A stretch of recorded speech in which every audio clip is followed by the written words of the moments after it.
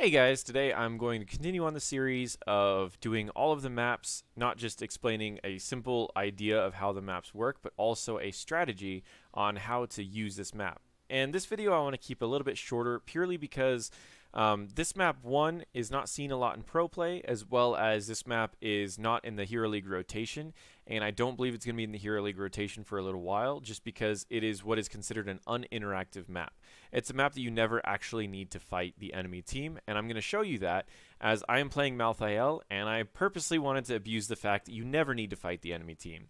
So I will keep this video short because the strategies are a little bit limited. Another reason why I'm not going to go too much into it and why it probably won't be played too much in pro games is because the strategies are very limited.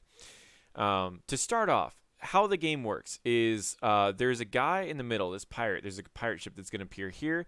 You can turn in coins. It's a channel that can be interrupted by taking damage. And you turn in coins. When your team turns in 10 coins, he will fire shots at the enemy's structures. Now, when he hits, when you get one, it goes up by 2 coins. For example, you get the first objective, it's 10 coins. The second time, it's 12 coins. Next time, it's 14 coins, so on and so forth.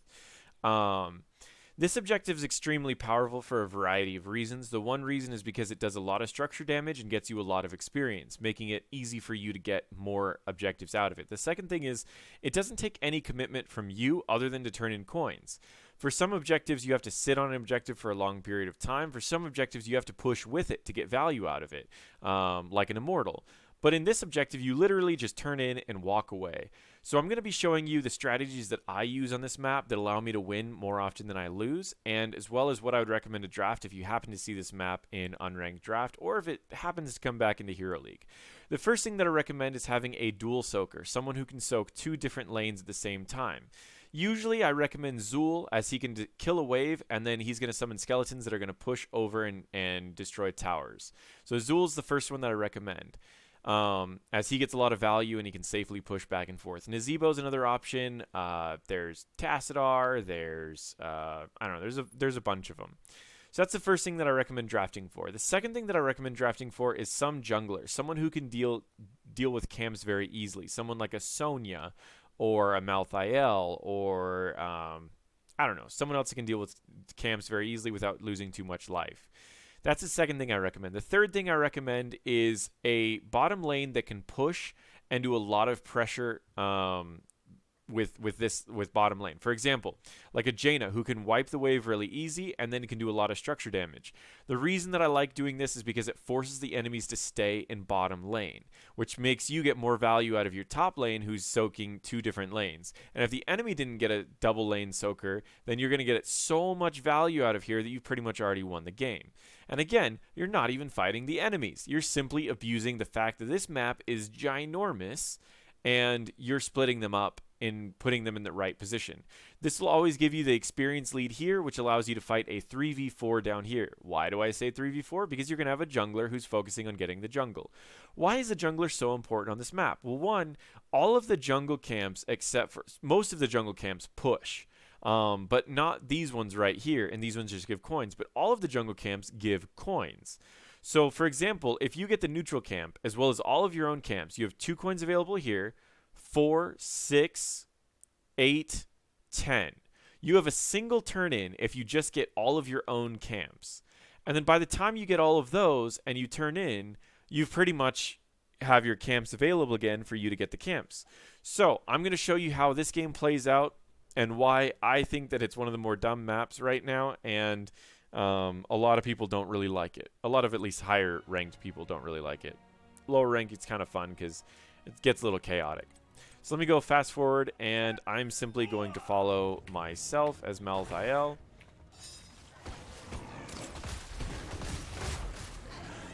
So, what happens? We have a chest that spawns. Oh, the fourth thing that I didn't actually mention was the other thing that you can draft for is fast attackers that can down chests very quickly. That's either someone who can attack really fast, like a Tracer or like a Genji or a Tassadar, or someone who applies damage over time abilities like an Ana or a Malthael, as those do damage very quickly to the chests, and it means that you don't need to commit a lot of time to chests. Because I believe you only have to do 15 damage to it. and it only takes 1 damage per hit. So the faster you can do damage, the faster it goes down. So you can see we go with a fight here, and we do really well. We go for a camp, we get some coins, and then watch what I do. I get a fountain, and I immediately start doing camps. And I'm going to show you the value these camps get very, very quickly. So I get this. Now watch this camp right here.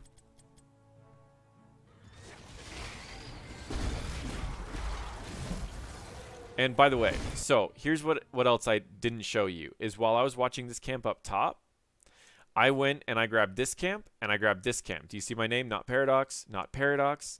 So I got those camps, which I was at 4 coins before I got this one, which put me at 6, 8, 10.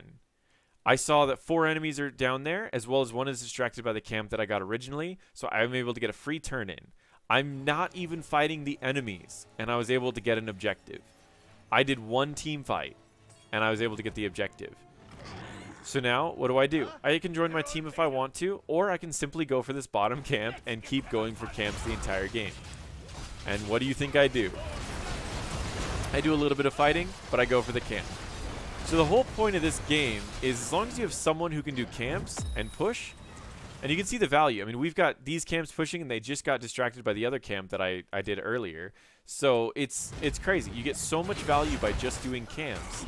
This map is honestly one of the stupidest maps imaginable, just because you never need to fight the enemies. We're not even really fighting them. We're just sieging right now. I leave because I don't want people to get flipped by Garrosh, and because camps are about to come back up again. I die because Phoenix is a balanced hero, and I'm also an idiot. So mostly because I'm an idiot. I would say, like, I don't know, like 7 out of 10 idiot and 3 out of 10 Phoenix is a balanced hero.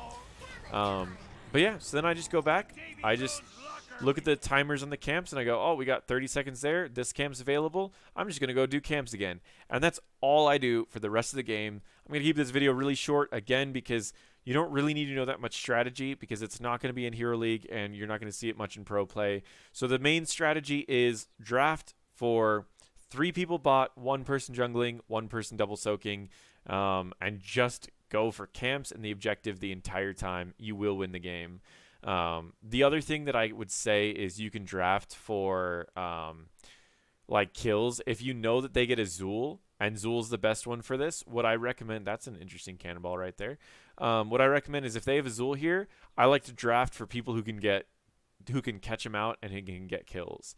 So that's the only difference in the draft that I would recommend. When you start gaining a lead, I recommend invading their jungle, as if they can't get their jungle, that means that you have more coins that you can get, as well as more pushing that you can get. So when we're level 10, I recommend going for their jungle and winning the game from there. That is Blackhearts Bay, and now whenever you hear high-level players get Blackhearts Bay and they groan, this is why, because you never need to fight the enemies in Blackhearts Bay.